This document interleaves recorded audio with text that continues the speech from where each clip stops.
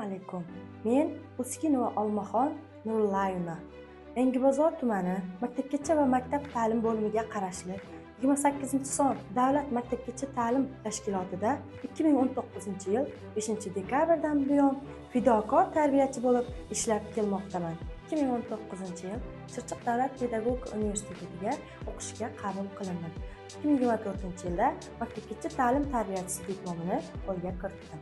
Men bog'cha paytidagi ustozim Halima Vaisovaga havas qilib, fidokor tarbiyachilik kasbini tanlaganman.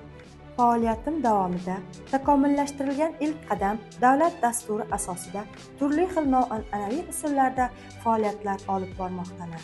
5 ta rivojlanish sohasi bo'yicha kompetensiyaviy yondashuv asosida bolajonlarning jismonan yetuk, ma'nan barkamol, ijodiy tafakkurini oshirib, nutqiy ravonligini, so'z boyligini oshirib, o'qish va yozish malakalarini shakllantirib, maktab ta'limiga tayyorlab kelmoqdaman. Savodga o'rgatish faoliyatida bolajonlarga tovush va harfni tanishtirib, ularning bir-biridan farqini tushuntirib, turli xil usullarda markazlarda faoliyat tashkil qilmoqdaman. Bu usullarim samarali natija bermoqda.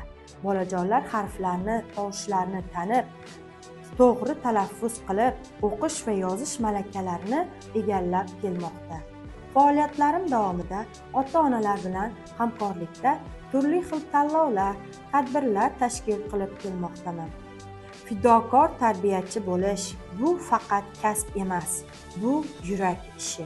Har bir charchoq, har bir tun, har bir ko'z yoshi ularning kulgusiga arziydi.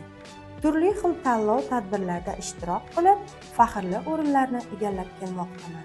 Yilning eng yaxshi tarbiyachisi 2025 ko'rik tanlovida tuman bosqichida faxrli birinchi o'rinni oldim. Men fidokorman, chunki bolalarning baxti mening baxtim. Men bu kasbni tanlaganimdan faxrlanaman.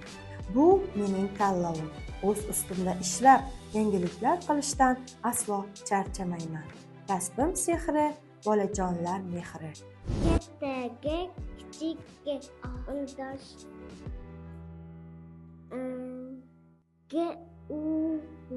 Gul, gap, gap,